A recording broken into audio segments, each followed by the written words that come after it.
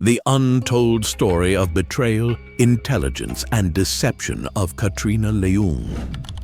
A double agent hidden in plain sight, playing both the US and China.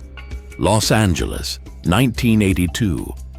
The Cold War is simmering, and the FBI is on high alert.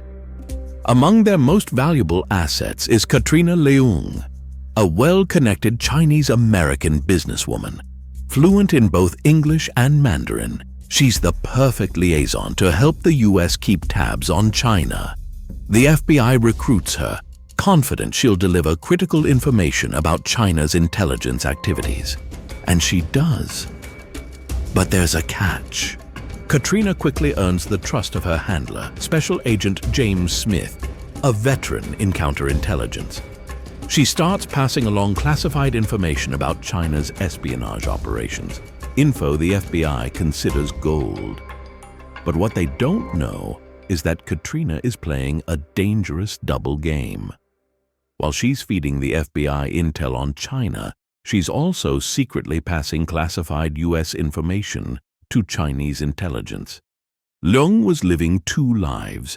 On one hand, she was a trusted FBI informant, attending high-level meetings and cozying up to some of the FBI's top brass. On the other hand, she was a double agent, one of China's most valuable spies in the US. How did she manage to fool one of the world's most powerful intelligence agencies for over 20 years? The answer lies in manipulation, romance, and deception. She didn't just fool the FBI with her intel. She got close, too close. James Smith, her handler, wasn't just an agent to her.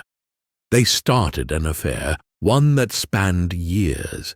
This relationship gave her the access she needed to sensitive information, and she used it to her advantage. But Smith wasn't her only target. There was another agent, William Cleveland, with whom she also had a romantic relationship. Leung's operation was smooth, almost flawless. For years, she passed on classified US intelligence to China. Documents, details about operations, names of agents, and sensitive national security information. But she was careful, very careful. She made sure to stay one step ahead, balancing her roles as an FBI asset and a Chinese spy with a chilling precision. But nothing lasts forever. In the early 2000s, the walls began to close in.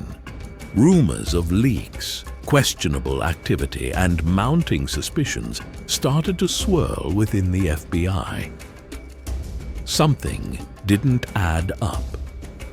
And when the FBI decided to take a closer look at one of their own, they uncovered the horrifying truth. Katrina Leung, their trusted informant, had been playing both sides all along. In 2003, the FBI raided Leung's home. What they found confirmed their worst fears: sensitive national security documents hidden away, documents that should have never been in her possession. The woman they thought they could trust had betrayed them. And worse, she'd compromised their entire operation. Katrina Leung was arrested, charged with unauthorized possession of classified documents and lying to the FBI. But here's where the story takes a shocking turn. Despite the gravity of her betrayal, the espionage charges didn't stick. Evidence tampering and mishandling of classified materials by the FBI meant she couldn't be fully prosecuted for espionage. In the end, she only faced minor charges, getting probation and a fine. Just like that, a woman who had duped two nations walked free. Katrina Leung's story isn't just about espionage. It's about how easily trust can be broken and how far someone will go to serve their interests. For years, she danced on the edge of two superpowers, balancing loyalty and betrayal with deadly precision. And even now, the full extent of the damage she caused remains unknown. How did one woman outsmart the FBI for so long?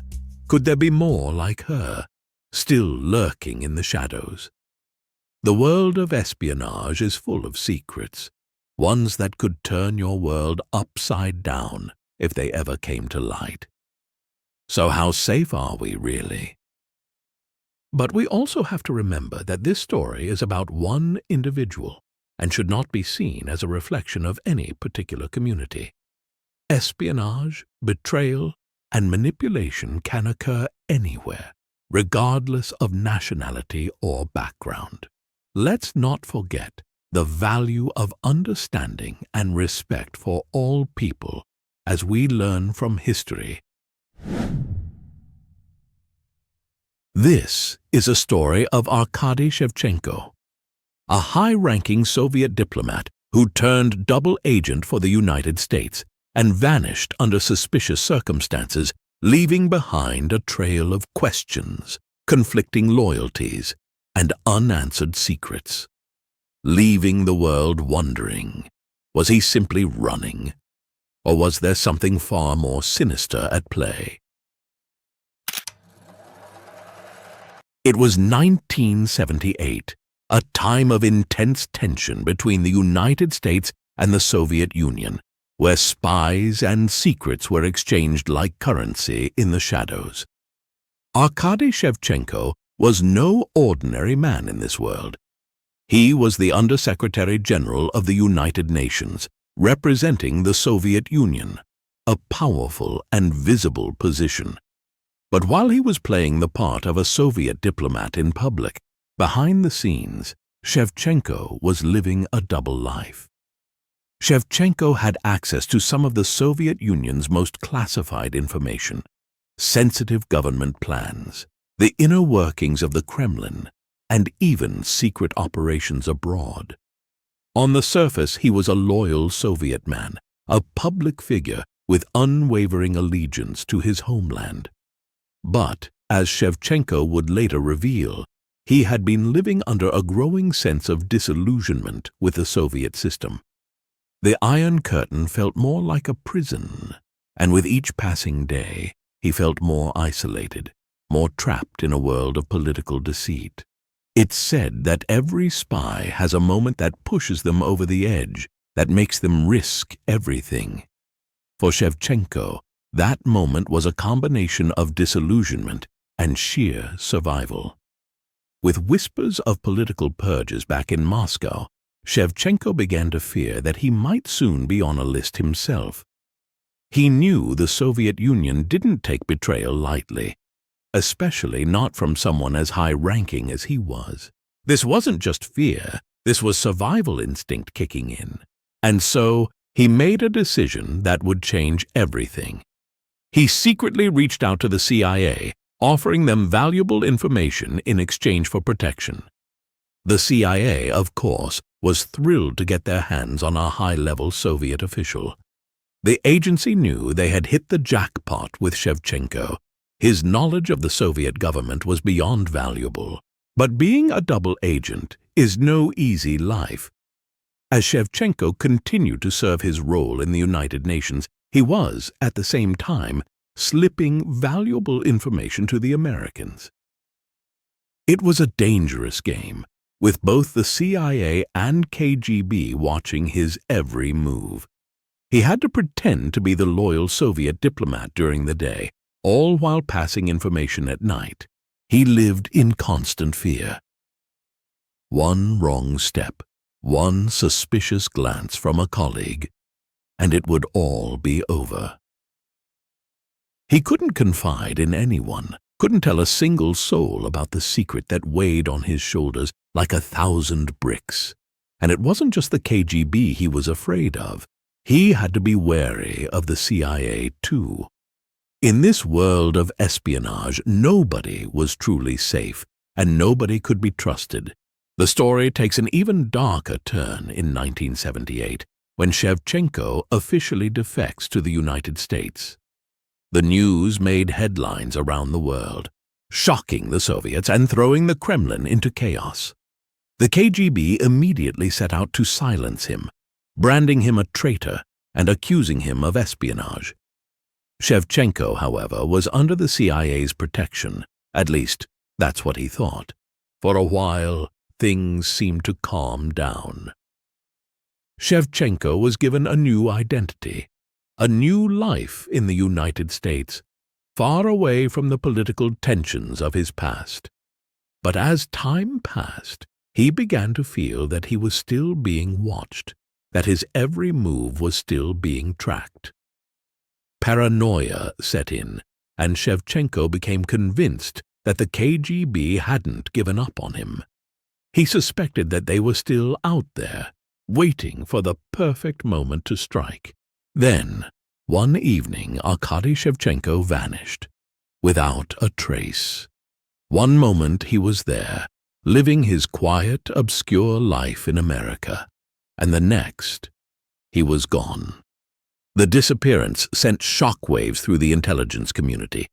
Some claimed he had finally been hunted down by the KGB, that they had exacted their revenge and silenced him for good.